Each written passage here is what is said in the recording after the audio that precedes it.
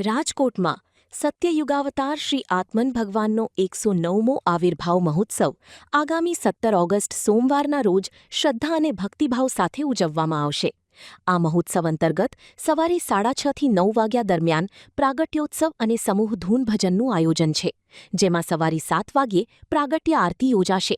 તદુપરાંત બપોરે 12 વાગ્યે વિશેષ આરતી અને સાંજે 7:30 વાગ્યે સંધ્યા આરતીના દર્શન થશે. ઉલ્લેખનીય છે કે રાજકોટના ગોંડલ રોડ સ્થિત સત્યયુગ શ્રી રામજી મંદિરે 36 વર્ષથી અને ગુલમોહર રોડના બાલા હનુમાનજી મંદિરે 47 વર્ષથી બ્રહ્મમંત્રની અખંડ ધૂન અવિરત ચાલી રહી છે, જેનો મુખ્ય હેતુ ગૌમાતાની રક્ષા, આપત્તિ નિવારણ અને વિશ્વમાં સત્યયુગની સ્થાપના કરવાનો છે. આ પાવન પ્રસંગી સર્વે ભક્તજનોની આયોજકો દ્વારા આ મહોત્સવમાં જોડાઈને ધર્મલાભ લેવા હાર્દિક આમંત્રણ પાઠવવામાં આવ્યું છે. ભક્તજનોએ અબ તક મીડિયાની મુલાકાત લઈ આયોજન અંગેની વિશેષ માહિતી આપી હતી. રાહુલભાઈ જોશી, સતયુગ શ્રી રામજી મંદિર, ગોંડલ ઉપર સતયુગ શ્રી રામજી મંદિર જૂની બાળ અદાલતની સામે આવેલું છે. આ મંદિરની સ્થાપના પરમાત્મન શ્રી સચ્ચિદાત્મન ભગવાને કરેલી હતી. તારીખ 17/8/2026 ને સોમવારે શ્રી સચ્ચિદાત્મન ભગવાનનો 109મો જન્મોત્સવ સતયુગ શ્રી રામજી મંદિરમાં ખૂબ જ ધામધૂમપૂર્વક ઉજવવામાં આવશે.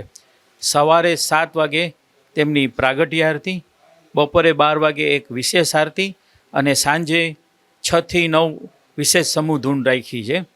સતયુગ શ્રી રામજી મંદિરમાં પરમાત્મન શ્રી સચ્ચિદાત્મન ભગવાને બૃહદ બ્રહ્મ મંત્ર ઓમ રીમરામ જયરામ જય જયરામ મંત્રની અખંડ ધૂન છેલ્લા 36 વર્ષથી ચાલે છે. આ અખંડ ધૂનનું ધ્યેય પ્રલય નિવારણ, વિશ્વ સતયુગ સંસ્થાપન તથા ગાય માતાની રક્ષાને અર્થે છેલ્લા 36 વર્ષથી અહીં અખંડ ધૂન ચાલે છે. તો રાજકોટની સર્વ ધર્મપ્રિય ભાઈ બહેનોને સોમવારે શ્રાવણ સુદ પાંચમ ને દિવસે પધારવા માટે સતયુગ શ્રી રામજી મંદિર તરફથી હું હાર્દિક આમંત્રણ આપું છું. અને આ તકે અબતક ચેનલનો પણ હું ખૂબ ખૂબ આભાર માનું છું કે જે દર વખતે અમારું સારામાં સારું કવરેજ લે છે. સવારે વિશેષ શણગાર છે. 7 વાગે તેમનો પ્રાગટ્ય થયું છે, એટલે 7 વાગે પ્રાગટ્ય આરતી રાખેલ છે. પછી સમૂહ ધૂન ભજનો રાખેલ છે. બપોરે 12 વાગે એક વિશેષ આરતીનો વિશેષ શણગાર સાથે કાર્યક્રમ રાખવામાં આવ્યો છે અને ત્યારે ખૂબ જ બહોળી સંખ્યામાં ત્યાં ભક્તો હાજરી હોય છે. અને સાંજે પણ સંધ્યા આરતી સાંજે 7:30 વાગે રાખેલ છે. અને ત્યારબાદ પણ સમૂહ ધૂન સંગીતમય, અમારું ત્યાં બધું જે ચાલે છે તે ખૂબ જ સંગીતમાં ચાલે છે.